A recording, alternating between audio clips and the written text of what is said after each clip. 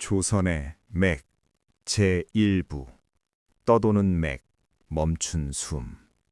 비가 그친 다음 날 의원 서윤은 마을 어귀에 들어섰습니다. 장맛비에 씻긴 흙길은 검게 젖어 있었고 초가집 처마마다 물방울이 늦은 한숨처럼 뚝뚝 떨어지고 있었습니다. 서윤은 잠시 걸음을 멈추고 발 아래 흙을 살폈습니다. 물이 고이지 않고 땅속으로 스며드는 것을 보며 서윤은 혼잣말을 삼켰습니다.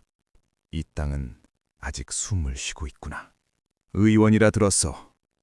마을의 대소사를 관장하는 이정이 다가와 말을 건넸습니다. 희끗한 수염에는 아직 빗물이 맺혀 있었습니다. 서윤은 고개를 숙여 이해를 갖췄습니다. 마을의 어른인 이정이 직접 마중을 나올 정도라면 필시 예사로운 상황이 아님을 직감했습니다. 아이 하나가 있습니다. 사흘째 풀덩이 같은 열이 떨어지질 않소. 이정의 말끝이 떨리고 있었습니다. 그것은 간곡한 부탁이라기보다 벼랑 끝에 선 이의 마지막 비명이었습니다. 서윤은 묵묵히 고개를 끄덕였습니다. 아이의 집은 마을 가장 안쪽, 잠당이 낮은 초가집이었습니다. 문을 열자마자 서윤은 알았습니다. 이 집에는 병마보다 더 무거운 슬픔이 내려눌려 있다는 것을요. 아이의 이름은 연수. 이제 겨우 5살이었습니다. 작은 몸이 이불 속에서 가쁜 숨을 몰아쉬고 있었습니다. 서윤이 아이의 손목을 잡자 맥이 손끝에서 파들파들 튀어오났습니다. 끊어질 듯 이어지는 맥이 마치 길을 잃고 소용돌이치는 물살 같았습니다. 보통 병이 아니로구나. 서윤은 겉으로 내색하지 않았습니다. 아이의 배는 얼음장처럼 차가웠고 손발에는 식은땀이 흥건했습니다. 겉은 불덩이인데 속은 비어있는 상태. 조선의 의원들이 가장 꺼리는 진가열의 징후였습니다. 제2부 믿음이 무너지는 밤. 밤이 깊어지자 연수의 숨소리가 거칠어졌습니다. 아이는 잠결에도 몸을 뒤척이며 신음했고 가끔 손끝이 딱딱하게 굳어지곤 했습니다. 오늘 밤이 고비가 될 것입니다. 서윤의 말에 어머니 소연의 어깨가 힘없이 내려앉았습니다. 살아넘길 수 있겠습니까? 서윤은 바로 답하지 못했습니다. 의원에게 가장 괴로운 순간은 희망을 줄 수 없을 때가 아니라 차마 거짓 희망을 말할 수 없을 때입니다. 마을 밖에서는 흉흉한 소문이 번졌습니다. 떠돌이 의원이 애를 잡는다더라. 벌써 숨이 넘어갔다지? 마을을 책임지는 이정까지 다시 찾아와 서윤을 압박했습니다. 마을 사람들 민심이 예사롭지 않소. 만약 아이가 잘못되면 당신도 책임을 피하기 어려울 것이오. 하지만 서윤은 흔들리지 않았습니다. 새벽녘 그는 결심한 듯 소연을 불렀습니다. 어머님, 이 약을 먼저 드십시오. 소연이 당황하며 물었습니다. 제가요? 아픈 건 우리 연수인데. 아이의 병은 어머니의 목을 통과해 나옵니다. 서윤이 소연의 초췌한 얼굴을 똑바로 바라보았습니다. 어머님이 무너지면 아이는 기댈 곳이 없어 포기하고 맙니다. 슬픔은 몸에 독처럼 남는 법입니다. 소연은 한참을 멍하니 있다가 떨리는 손으로 약사발을 받았습니다. 두 사람의 손가락이 살짝 스쳤습니다. 그 짧은 순간 서로의 고통과 간절함이 전해졌습니다. 그것은 약보다 더 깊은 위로였습니다. 제3부 돌아온 숨소리. 갑자기 연수의 맥이 뚝 끊겼습니다. 방 안의 공기가 얼어붙었습니다. 서윤의 손끝엔 아무런 진동도 느껴지지 않았습니다. 소연은 너무 놀라 비명조차 지르지 못한 채 입을 막았습니다. 서윤은 아이를 급히 안아들었습니다. 등을 두드리고 가슴의 혈자리를 꾹꾹 눌렀습니다. 연수야, 돌아오너라. 숨을 쉬어라. 그는 약 대신 자신의 온기를 아이에게 쏟아부었습니다. 사람의 손으로 사람의 혼을 부르는 간절한 몸짓이었습니다. 그때였습니다. 콕! 아이의 입에서 막혔던 공기가 터져나왔습니다. 가느다란 숨이 다시 이어졌습니다. 주저앉아 흐느끼던 소연이 연수를 껴안았습니다. 그제야 그녀의 눈에서 참아왔던 통곡이 터져나왔습니다. 살았습니다. 이제 고비를 넘겼습니다. 서윤은 땀에 젖은 얼굴로 문을 열었습니다. 밖에서 기다리던 마을 사람들에게 선언했습니다. 아이의 숨이 돌아왔습니다. 제4부 이름 없는 의원이 남긴 온기. 연수가 제 힘으로 수조를 들어 미음을 한 입 삼키던 날, 마을에는 모처럼 잔치라도 열린 듯 평온한 공기가 감돌았습니다. 서유는 아이의 맑아진 눈동자를 보며 비로소 보찜을 꾸렸습니다. 떠돌이 의원에게 한 곳에 머무는 정은 때로 독보다 무거웠기 때문입니다. 떠나려는 서윤의 앞을 막아선 것은 마을의 어른인 이정과 마을 사람들이었습니다. 처음 그를 의심의 눈초리로 보던 이들은 이제 미안함과 고마움이 뒤섞인 얼굴로 고개를 숙였습니다. 의원님, 이 은혜를 어찌다 갚겠습니까? 보잘것없지만 우리 마을 사람들이 정성으로 모은 것입니다. 이정이 건넨 보자기 속에는 거친 무명천 한 필과 말린 약초들, 그리고 귀한 쌀이 담겨 있었습니다. 서유는 사양하려 했으나 이정의 뒤편에서 아이를 안고 나온 소연의 눈빛을 보고는 멈칫했습니다. 소연의 눈은 전보다 깊고 맑아져 있었습니다. 의원님께서 고치신 건 아이의 열만이 아닙니다. 소연이 나직하게 말을 이었습니다. 삼키지 못해 몸 안에서 썩어가던 제 슬픔까지 만져주셨습니다. 이제는 아이를 위해서라도, 저를 위해서라도 꿋꿋이 살아가겠습니다. 소연은 품 안에서 작고 낡은 비단 주머니 하나를 꺼내 서윤의 손에 쥐어주었습니다. 이것은 제 어머니께서 물려주신 매화문양의 놀이개입니다. 지금은 드릴 것이 이것뿐이나 훗날 의원님의 발길이 한양 땅에 닿으시거든 이 놀이개를 기억해 주십시오. 저희 지방이 본래 한양의 연고가 깊으니 언젠가 반드시 이 은혜를 갚을 날이 있을 것입니다. 서윤은 대답 대신 놀이개를 보따리 깊숙이 넣었습니다. 길을 떠나는 서윤의 등 뒤로 연수가 서툰 목소리로 아저씨! 하고 부르는 소리가 들려왔습니다. 서윤은 돌아보지 않았습니다. 다만 가을볕이 내리쬐는 마을 어귀를 걸어 나오며 그 따스한 온기를 가슴 한 구석에 깊이 새겼습니다. 제5부 명의의 무게와 운명의 예감.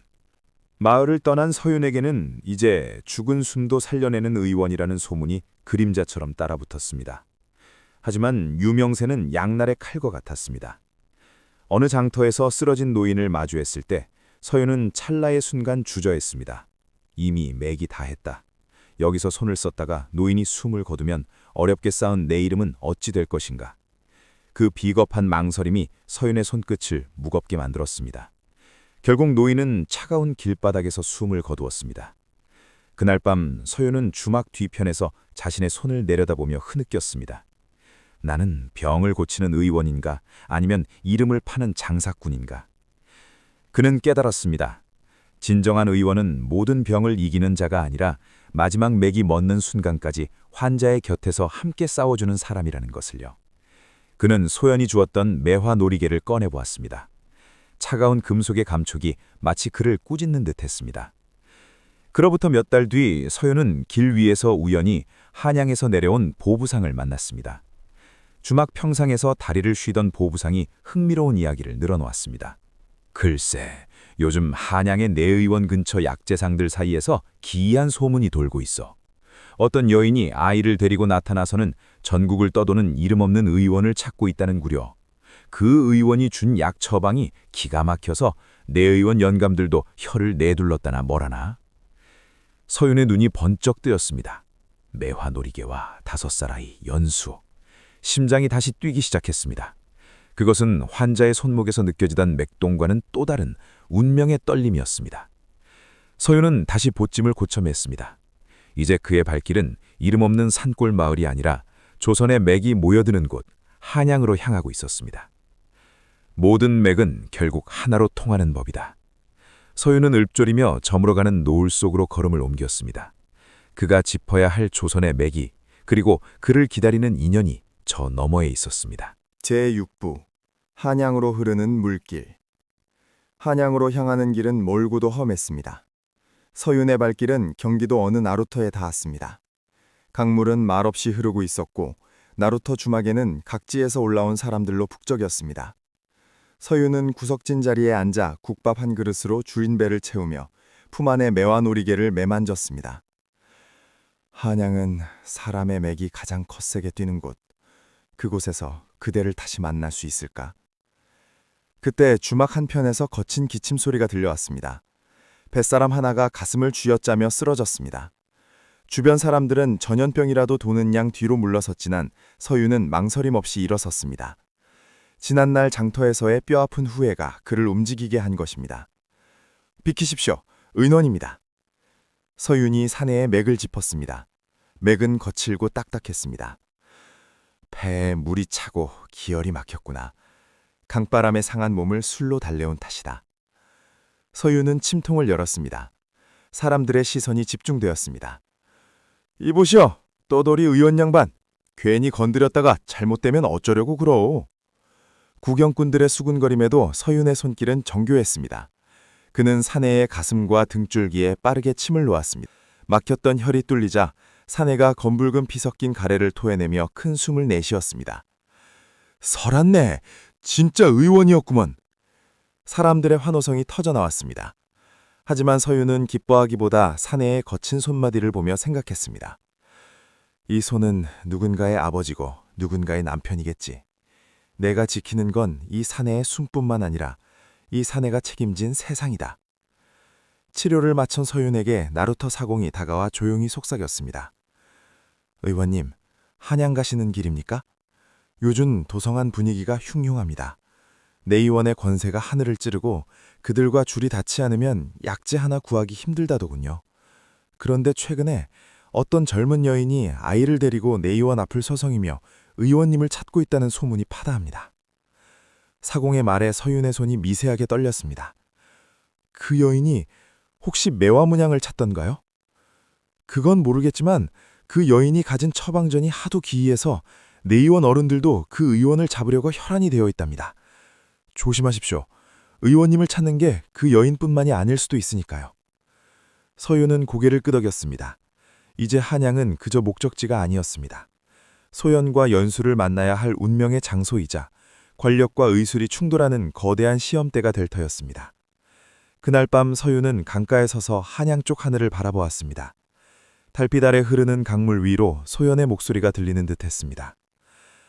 의원님, 조선의 맥은 이곳 도성에서 가장 아프게 뛰고 있습니다. 어서 오셔서 이 아픈 맥을 짚어주십시오. 서윤은 다시 보찜을 고참했습니다. 내일이면 드디어 숭례문이 보일 것입니다. 제7부 도성의 그림자, 장홍의 습격. 숭례문의 거대한 위용이 서윤의 눈앞에 나타났습니다. 한양도성은 듣던 대로 사람과 물자가 넘쳐나는 조선의 심장이었으나 화려한 저작거리 이면에는 가난한 백성들이 모여 사는 비좁고 불결한 뒷골목이 있었습니다. 서윤이 도성 안 작은 주막에 짐을 풀었을 때였습니다. 옆방에서 날카로운 비명소리가 들려왔습니다. 사람 살려! 우리 장소방 배가 터져 죽소! 서윤이 급히 달려가 보니 30대 초반의 건장한 사내가 배를 움켜쥐고 오른쪽 다리를 끌어당긴 채 비명을 지르고 있었습니다. 사내의 얼굴은 이미 잿빛이었고 식은땀이 비오듯 흘렀습니다. 동네 의원이 이미 다녀간 듯 방구석에는 쓸모없는 약첩들이 굴러다니고 있었습니다. 장홍입니다. 이미 뱃속에서 고름이 차오르고 있어요. 서윤이 사내의 복부를 눌러보며 차갑게 말했습니다. 당시 조선에서 장홍은 10명 중 8이 죽어나가는 무서운 병이었습니다. 사람들은 그저 속이 썩어 죽는 병이라며 포기하기 일쑤였죠. 장홍이라면 이건 손쓸 수 없는 급살 아닙니까? 주막 주인이 겁에 질려 물었습니다. 하지만 서윤은 현대의학적 원리인 염증 부위의 제거와 소독을 머릿속에 떠올렸습니다. 비록 메스도 항생제도 없었지만 그에겐 날카로운 침과 불에 달군 단검 그리고 강력한 살균력을 가진 고농도의 술과 약재가 있었습니다. 포기하면 죽지만 깨트리면 삽니다. 깨끗한 정화수와 가장 독한 술 그리고 불을 피우십시오. 서윤은 주위에 만류를 뿌리치고 방안을 철저히 소독했습니다. 그는 사내의 배를 가르는 대신 침과 특수하게 제작된 작은 칼을 이용해 농염을 빼내고 기혈을 순환시키는 파격적인 시술을 감행했습니다. 땀방울이 서윤의 턱끝에 맺혔습니다. 마침내 사내의 몸에서 탁한 고름이 쏟아져 나오고 가쁜 숨이 잦아들자 지켜보던 이들은 기적을 본 듯 숨을 죽였습니다. 이것은 귀신이 고칼고누시로다. 칼을 대고도 사람이 살다니. 이 소문은 순식간에 담장을 넘어 번졌습니다.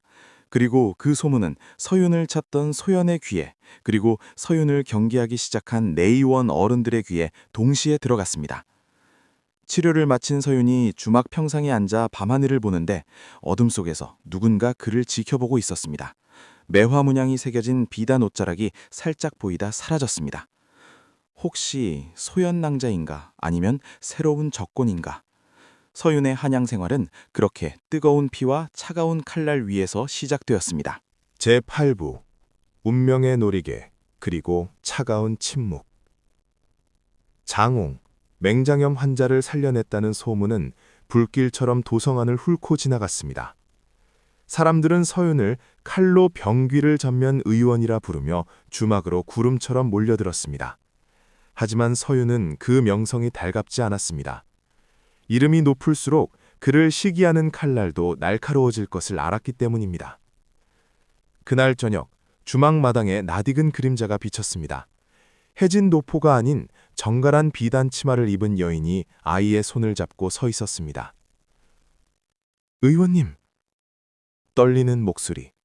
서윤이 고개를 들자 그곳에는 그토록 그리워하던 소연과 부쩍 자란 연수가 서 있었습니다. 연수는 서윤을 보자마자 달려와 그의 품에 안겼습니다. 아저씨, 보고 싶었어요. 아이의 온기가 가슴에 닿자 서윤의 딱딱했던 마음이 눈 녹듯 녹아내렸습니다. 소연은 눈물을 훔치며 서윤에게 깊이 고개를 숙였습니다. 의원님 덕분에 한양에 무사히 당도하여 가문의 명예를 회복할 실마리를 찾았습니다. 하지만 기쁨도 잠시 의원님의 소문을 듣고 가슴이 철렁 내려앉았습니다. 도성안 의원들이 의원님을 사교의 의수를 쓰는 자로 몰아세우고 있습니다. 소연의 말이 끝나기도 전에 주막 밖에서 요란한 발자국 소리가 들려왔습니다. 내 의원의 명이다. 사람의 몸에 함부로 된 그 요망한 자는 들으라. 푸른 관복을 입은 사내들이 주막을 에워쌌습니다. 그들 사이로 나이 지긋한 의관 하나가 걸어 나왔습니다. 내의원의 실세이자 보수적인 의학의 상징인 정의관이었습니다. 그의 눈빛은 서윤이 구한 환자의 생명이 아니라 그가 어긴 신체발부 수지부모라는 유교적 법도에 꽂혀 있었습니다. 니놈이 장옹을 고친답시고 백성의 몸을 난도질한 그자인가? 감히 의술의 법도를 어지럽히고 괴력난신을 부리다니 니놈의 손목을 꺾어야 정신을 차리겠구나. 서윤은 연수를 등 뒤로 숨기며 정의관을 똑바로 바라보았습니다. 그의 목소리는 차분했지만 장내를 압도하는 힘이 있었습니다. 의관 영감, 의술의 법도보다 귀한 것이 사람의 수만이옵니까? 고름이 가득 차 터지기 일보 직전인 장기를 그대로 두는 것이 법도라면 저는 기꺼이 그 법도를 버리겠습니다. 니놈, 저놈을 당장 압송하라! 일촉즉발의 순간 소연이 앞으로 나섰습니다. 그녀는 품 안에서 서윤에게 주었던 것과 똑같은 매화놀이개를 꺼내 보였습니다. 다만 그것은 훨씬 더 화려하고 왕실의 문양이 새겨진 귀한 물건이었습니다. 멈추시오. 이분은 단순한 떠돌이 의원이 아니오. 내 의원의 뿌리이자 10년 전 억울하게 사라진 조선 최고의 치미이었던 서정 어른의 유일한 제자이십니다. 장내의 서늘한 정적이 감돌았습니다. 서윤조차 알지 못했던 자신의 스승에 대한 비밀이 소연의 입통에 터져나온 것입니다. 서윤의 눈빛이 흔들렸습니다. 자신의 스승이 내의원의 중심이었고 그 죽음 뒤에 커다란 음모가 있었다는 사실을 직감한 순간이었습니다. 정의관의 얼굴이 경악으로 물들었습니다. 서정의 제자라고? 서윤은 비로소 깨달았습니다. 자신이 한양에 온 것은 단순히 환자를 고치기 위함이 아니라 스승의 맥을 잇고 뒤틀린 조선의 의술을 바로잡기 위한 숙명이었음을. 영감, 저를 데려가시겠습니까? 아니면 제가 살려낸 환자의 맥동을 직접 확인하시겠습니까? 서윤의 도발적인 물음에 정적만 흐르는 밤이었습니다. 저 멀리 경복궁 너머로 차가운 달빛이 서윤의 얼굴을 비추고 있었습니다. 제9부 궁궐의 높은 담장, 차가운 천재의 등장. 서윤은 내의원으로 압송되는 대신 정중하지만 서늘한 호의를 받으며 입궐하게 되었습니다. 소연이 밝힌 스승 서정 어른의 이름값이 독이 든 성배가 되어 그를 궁으로 불러들인 것입니다. 의원님, 부디 무사하셔야 합니다. 연수와 제가 이곳에서 기다리겠습니다. 소연의 눈빛에는 서윤에 대한 걱정과 함께 10년 전 아버지를 잃었던 자의 비장함이 서려 있었습니다. 그녀는 몰락한 내의원 정이었던 부친의 명예를 되찾기 위해 서윤이라는 마지막 희망을 붙잡고 있었던 것입니다. 서윤이 당도한 곳은 내의원 깊숙한 곳에 위치한 비밀의 방이었습니다. 그곳에는 정체 모를 고위 관료가 병상에 누워 신음하고 있었습니다. 사내의 발끝은 시커멓게 죽어 있었고 방 안에는 달큰하면서도 썩은 기운이 진동했습니다. 소갈이 깊어 발끝에 독이 올랐어. 이미 명줄이 다했다는 것이 내의원의 결론이요. 서윤의 뒤에서 차가운 목소리가 들려왔습니다. 서윤이 돌아보자 젊고 단정한 관복 차림의 사내가 서 있었습니다. 그는 내의원 역사상 최연소로 수석의관 자리에 오른 천재 백운재였습니다. 그는 서윤의 스승 서정을 시기에 몰락시킨 자의 애제자이기도 했습니다. 니놈이 장홍을 고쳤다는 떠돌이냐? 허나 이 소갈은 칼로 도려낸다고 낫는 것이 아니다. 이미 피가 설탕물처럼 끈적해져 온몸의 길을 막았는데 니놈이 어찌 맥을 잇겠다는 말이냐? 백운재는 현대의학의 혈당 개념을 어렴풋이 알고는 있었으나 그것을 고치는 방법은 천명에 맡겨야 한다고 믿는 냉혈한이었습니다. 그때였습니다. 서윤의 보찜 사이에서 작은 손 하나가 툭 튀어나왔습니다. 몰래 따라온 연수였습니다. 아저씨, 이 할아버지 발에서 단내가 나요. 벌레가 먹은 것 같아요. 연수의 천진난만한 관찰에 백운재의 눈썹이 움찔했습니다. 서윤은 연수의 머리를 쓰다듬으며 백운재를 똑바로 보았습니다. 아이의 눈에도 보이는 것을 어찌 내의원 어른들은 외면하십니까? 이것은 천명이 아니라 썩은 물기를 돌려주고 끈적한 피를 맑게 씻어내지 못한 사람의 과오입니다. 서윤은 현대의학의 식이요법과 감염관리 원리를 꺼내들었습니다. 그는 사내의 식단에서 흰쌀과 단 것을 일절 배제하고 현미와 쓴 나물, 그리고 피를 맑게 하는 약초를 처방했습니다. 또한 썩어가는 발을 소독된 물로 씻어내고 공기가 통하게 하는 드레싱 개념을 도입했습니다. 열흘입니다. 열흘 안에 이 발끝에 생기가 돌지 않는다면 제 손목을 내놓겠습니다. 서윤의 선언에 내의원은 발칵 뒤집혔습니다. 백운재는 비웃음을 날리며 자리를 떴지만 서윤은 알고 있었습니다. 연수가 옆에서 약초를 빻으며 아저씨, 제가 도울게요 라고 말하는 그 맑은 기운이 어쩌면 가장 강력한 약이 될지도 모른다는 것을요. 소연은 궁 밖에서 서윤을 돕기 위해 과거 아버지의 인맥을 조심스럽게 움직이기 시작했습니다. 이제 서윤의 의술은 단순한 치료를 넘어 10년 전 멈춰버린 진실의 맥을 다시 뛰게 하는 거대한 싸움이 되었습니다. 제10부 잿빛 음모와 붉은 진실. 약조한 열흘 중 8회가 지났습니다. 서윤의 철저한 식단 관리와 세척 덕분에 소갈, 즉 당뇨로 썩어가던 좌이정 대감의 발끝에 기적처럼 붉은 생기가 돌기 시작했습니다. 하지만 성공이 가까워질수록 내의원의 공기는 더욱 차갑게 식어갔습니다. 의술이 아니라 요술이로구나. 어찌 고기를 끊고 쓴 풀만 먹여 사람을 살린단 말이냐. 백운재의 스승이자 내의원의 수장인 정의관은 초조해졌습니다. 서윤이 성공한다면 10년 전 자신들이 서정 어른을 몰아내고 세운 권력의 탑이 무너질 판이었습니다. 그들은 결국 금기를 건드렸습니다. 오늘 밤 좌이정 대감의 약사발에 꼴을 듬뿍 타거라. 소갈 환자에게 단 것은 독약이니 내일 아침이면 대감은 정신을 잃을 것이고 그놈은 대역죄인이 될 것이다. 백운재는 스승의 명령에 잠시 주저했지만 서윤에 대한 열등감이 그의 눈을 가렸습니다. 그 시각 서윤의 곁에서 약초를 분류하던 연수는 코를 킁킁거렸습니다. 서윤에게서 배운 의원의 후각이 가리된 것입니다. 좌이정 대감에게 전달될 탕약에서 은은한 단내가 났습니다. 아저씨, 이 약에서 꽃향기가 나요. 원래 쓴 약인데 왜 달콤한 냄새가 나죠? 연수의 외침에 서윤은 즉시 약사발을 가로챘습니다. 한 방울을 찍어 맛을 본 서윤의 눈이 번뜩였습니다. 당이다. 이들은 환자의 생명을 담보로 도박을 하고 있구나. 서윤이 분노를 억누르며 약을 쏟아버리려는 찰나 궁 밖에서 소연의 소식이 전달되었습니다. 내의원 급사를 통해 몰래 전달된 것은 다름 아닌 낡은 종이 한 장이었습니다. 그것은 소연이 몰락한 가문의 비밀 창고에서 찾아낸 스승 서정의 신맥록의 마지막 장이었습니다. 거기에는 서연조차 몰랐던 충격적인 기록이 있었습니다. 소갈은 병이 아니라 몸의 흐름이 멈춘 것뿐이다. 내의원의 실세들은 이 병을 고치지 않고 고위직들을 조종하는 수단으로 삼고 있다. 즉, 내의원은 권력을 유지하기 위해 일부러 병을 키우고 있었던 것입니다.